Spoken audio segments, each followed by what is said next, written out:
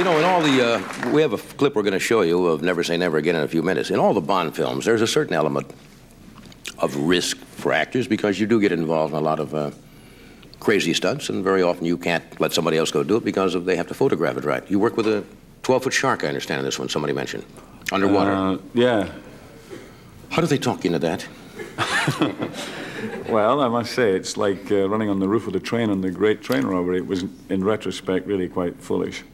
But that was a great scene. That was a great scene. Well, that's the problem. You see, once you get talking about it, and the director gets closer and closer, and you choreograph it, when you cut to the double or the back of the person, immediately the scene changes, and then it becomes something else. And the public are so conscious now that they just won't accept it, or it's difficult for them. They're more sophisticated now. Yeah, that's right, and quite rightly.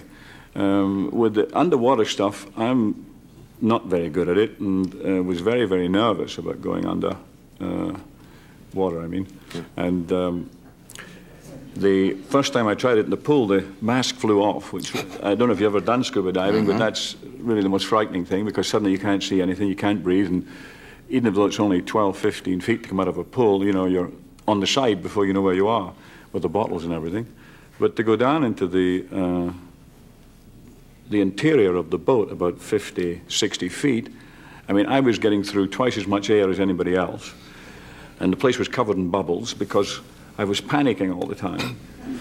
And the guy was trying to explain to me that if I would just breathe somewhat normal, they were able to film it easier and they could see who it was. And I was going, and all I could hear was a noise, apart from the fact that you can't see anything on either side. And there was this tiny cubicle, which is 8 feet by 10 feet, and there was the 2 cameras and 4 people, 5 people. And once you get down there, of course, you can't talk to anyone. You can only give signals, and even in the film, there's a certain note of panic in my eyes. I mean, you can see it. Real acting, huh? Oh, yes, it was for real, down there with the sharks.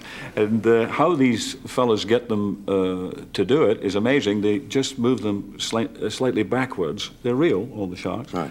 And because they're used to going forwards, I presume, they get a bit confused and somewhat comatose. And providing you can get them in with the takes, it's okay. But you have to go down with the sharks. Well, it was 50 feet in this wreck that they put down in the Bahamas, and it took some getting used to. I must say, in all honesty, that my wife, who's mad about it, and came down to have her picture taken with the shark and was waving to me, I nearly punched her out of the water. Michelle likes that, does she? Oh, yeah. She likes that? Yeah, it's photographs she's got taken with the shark lying on the bottom. 50 feet is fairly deep. You know, you're down almost 2 atmospheres there, and the pressure is... You've done scuba? Yeah, I like... You like it? Every 33 feet, you go down another atmosphere. Oh, well, I mean... Do you have a little claustrophobia? Yeah. That's it, you see. Yeah. If you have a fear of close places, once you get the mask on, yeah. Well, it's some not people just are just that. very uncomfortable. When one is down there, and then it's okay if I was having to do something, but the moment I was left while they were fixing something, all I heard was... I kept thinking, God, if there's no more air, where do I go? I could see the bottom of the other boat that I came from, and the guy said to me, he said, one thing I have to admit, you're the fastest going up. Tell you what, we have a short sequence, I think a couple of minutes. I think this is a chase sequence, isn't it? But typical of all the great production values, which they do. One thing about Bond pictures, when you go see one, you know you're going to see some great production stunts, and as they say, you can see where they spend the money in these pictures. Yeah. I don't know if this needs any setup at all. This is with Fatima Blush, the Barbara Carrera, who plays the... You get these terrible-looking women to work with, don't you, all the time? Yes, I know. It's terrible. Ursula Andress, Barbara Carrera, yeah. She's wonderful in the film. Yeah. Barbara, she really is. And she's just been ahead of me at this apartment that we have in the building in the south of France, and she's taken this girl, killed her, and put her in a waterbed, and I return from the casino to find her, and then I go after her on a bicycle. Okay.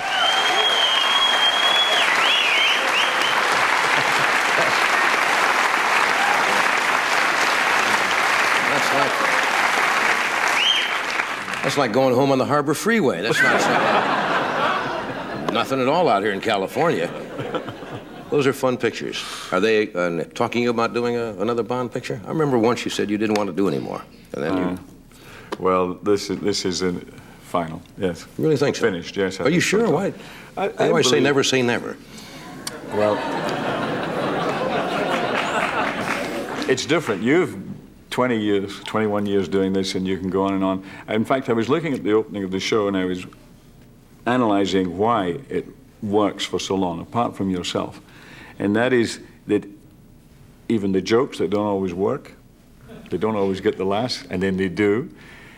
All the things that people read about in the papers, and so it has a topicality.